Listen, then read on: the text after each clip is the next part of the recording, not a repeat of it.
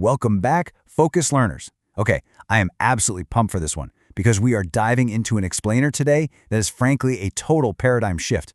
We're talking about the All That's Holy framework, or ATH for short. And this isn't just a minor tweak to mainstream math. It claims to fix the fundamental, foundational errors at the very bottom of it all. Just think about that for a second. A complete, ground-up structural reimagining of how the universe is actually built. So, let me ask you a question. What if the version of infinity we were all taught in school is just completely broken, right? Mainstream math basically tells us that infinity just keeps going and going forever. But if you really think about it, that endless searching creates this leaky, unending void. And according to the source material we're breaking down today, it's exactly this unending void that causes all those impossible paradoxes and singularities in standard physics. Okay, let's really dive into this. Mainstream math? It's literally full of endless decimals, open voids, and unresolvable singularities. It's like it's constantly searching for a bottom that it can never actually hit.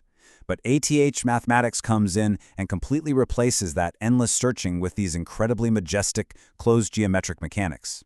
We're talking about a reality built entirely on closed loops, a glowing, finite pavement, and absolutely strict physical boundaries. The source material actually hits this point hard with this incredible quote.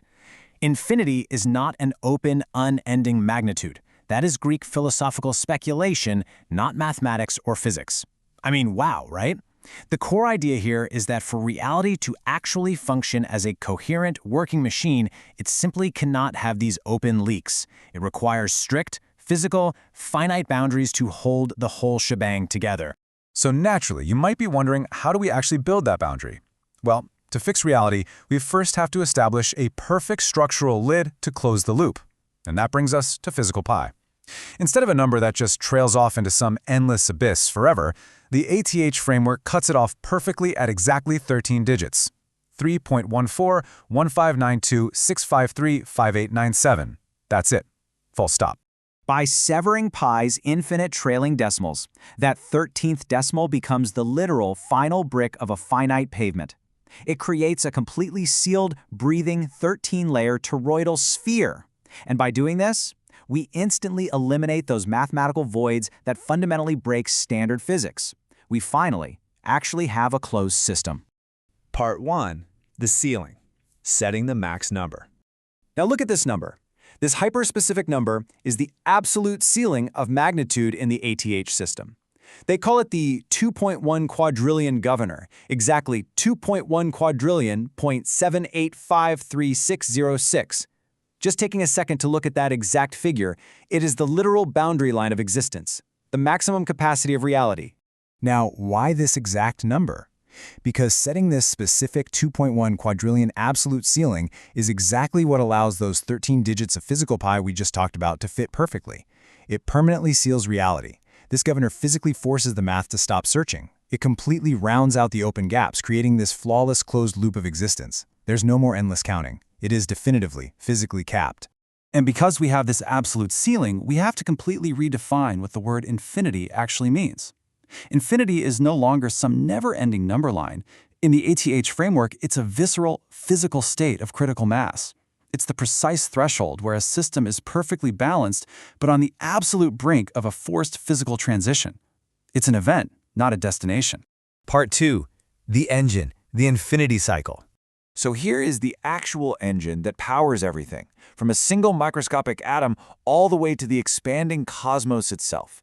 It's this incredibly elegant 5-step sequence. It goes like this: infinity minus 1, infinity, infinity plus 1, action, and finally, reset.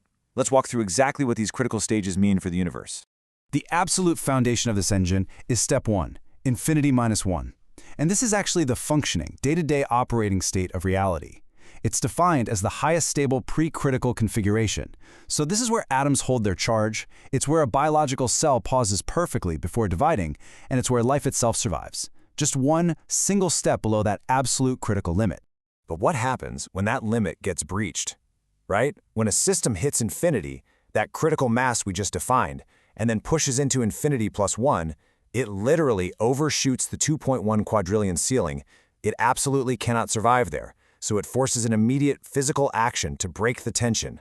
That action could be a division, a collapse, an implosion, an explosion, or a transition.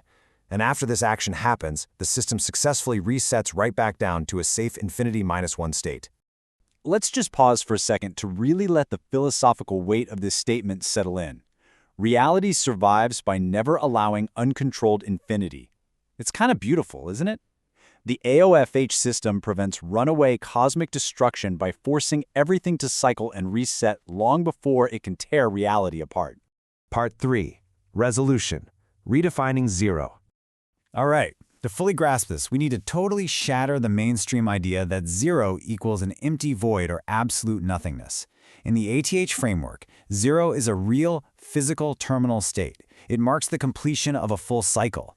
It's the consumed state. Zero simply means a system has finished its work and the curvature is entirely resolved. Let's ground this massive abstract concept into simple reality for a second. Mainstream math says if you take 1 minus 1, you get 0, which implies objects somehow just vanish into pure philosophical nothingness. Poof, gone. But ATH math, it says 1 minus 1 equals 0 means the objects were simply consumed and processed.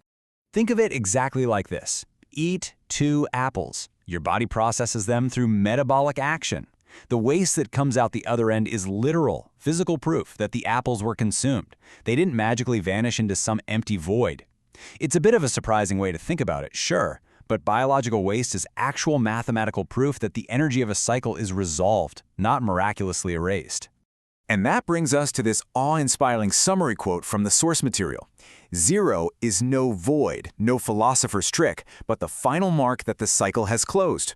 When you combine that perfectly sealed 13-digit physical pilot, the 2.1 quadrillion governor setting the maximum ceiling, and this incredibly grounded concept of consumed zero, you get a perfectly sealed, perfectly balanced universe. Which leaves us with one final, totally provocative, mind-bending thought to ponder. If our entire universe is just a closed, breathing loop operating on a 13-layer track bound by these exact physical numbers, what happens when we reach our own infinity state? Does our universe reset? I'll leave you to chew on that one. Thanks so much for joining me today on this explainer, and keep exploring.